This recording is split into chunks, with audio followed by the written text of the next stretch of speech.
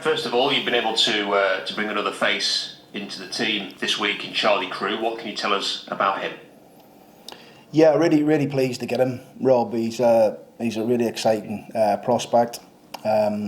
Just the 2 days that we've seen him in training, been really impressed by him. He takes the ball, he handles the ball, he can play forward. He's very calm and controlled in what he does.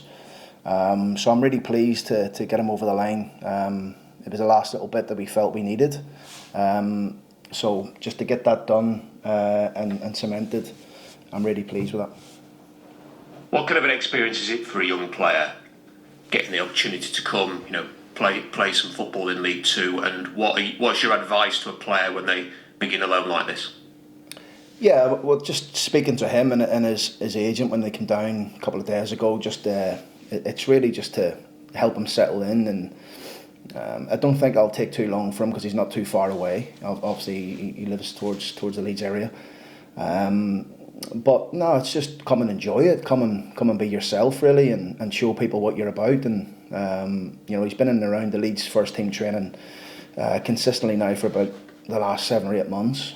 So he's ready for the challenge. It's a good step for him, obviously coming to us, and hopefully we can help him, mature and grow. And I'm sure he'll definitely help us the way he plays. As you mentioned, sort of last little thing that you needed. So how happy are you with the window that you've had? Yeah, really pleased. Really pleased with the additions. Ethan obviously only trained at 1 or 2 days. I think 1 day last week before we played Hull.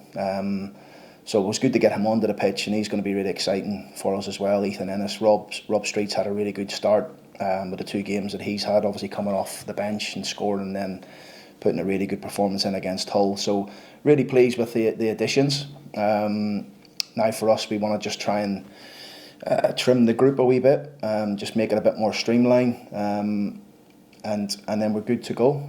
Hopefully we're in a good place to have a good push. Is there anything close in that regard in terms of players moving on? Well, at the minute we've got 7 players out on loan. All the younger boys are all out playing football. Hopefully there'll be another.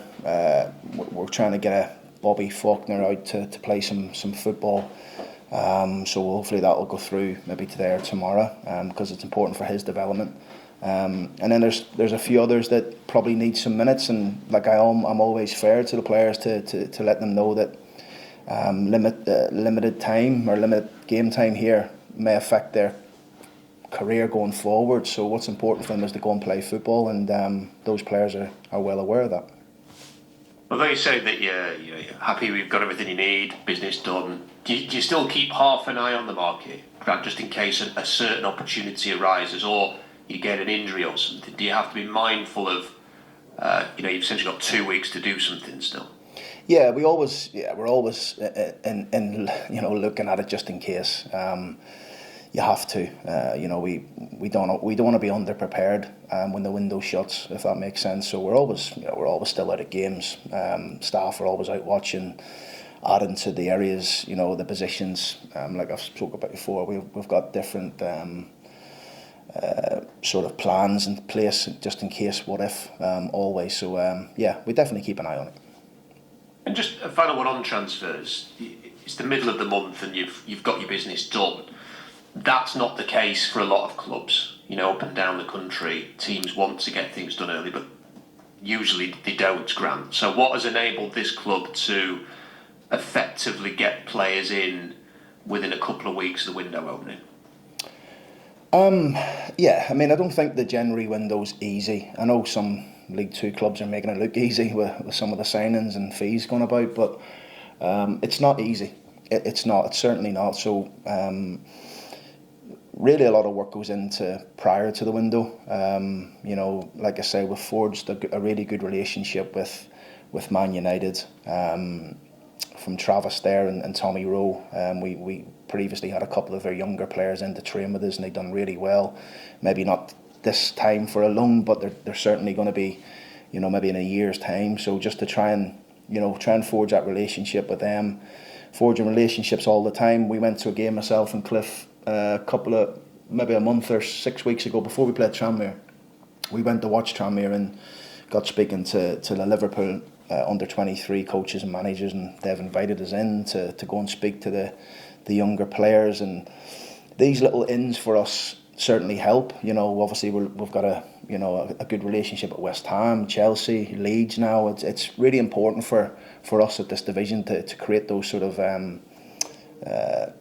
relationships, so that we can hopefully help them. Last year with the likes of Matty Craig at Tottenham, they're phoning us all the time, have a look at this lad, have a look at that lad. This is what we need at this level, and it's really important. And I think even the first time I was here, we had them sort of relationships, so that's really big for us. But I guess to answer your question, Rob, the work's gone in way before the transfer window, and lots of watching the players and feeding back to them, and ultimately, hopefully, when the decision to come to send these players out, that we're right at the top of the list.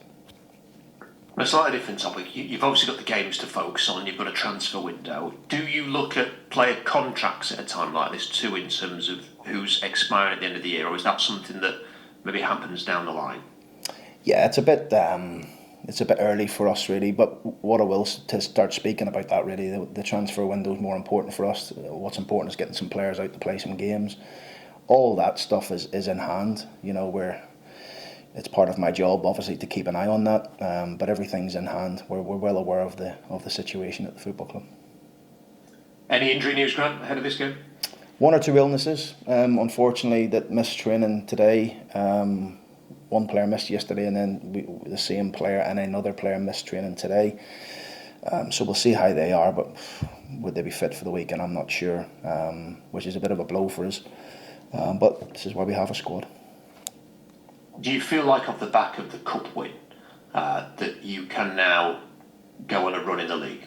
That's the focus for us now. We've got the next one, which is Gillingham, and I've spoke about this already, a little bit unsure and in the dark a little bit of what they're going to do, what sort of team they're going to play. I wish their game was on last week so we can get a rough idea, but it's not, so we've missed that.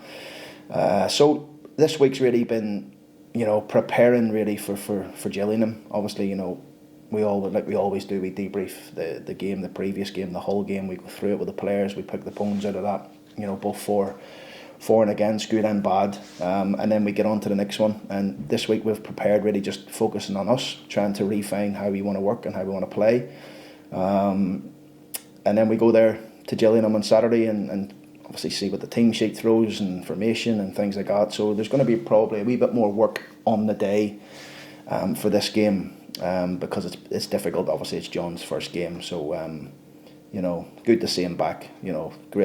Great to see John back. I've enjoyed his company over the years when you went and see him after the game, but hopefully we're going in to see him after the game with 3 points, and I can enjoy a beer with him.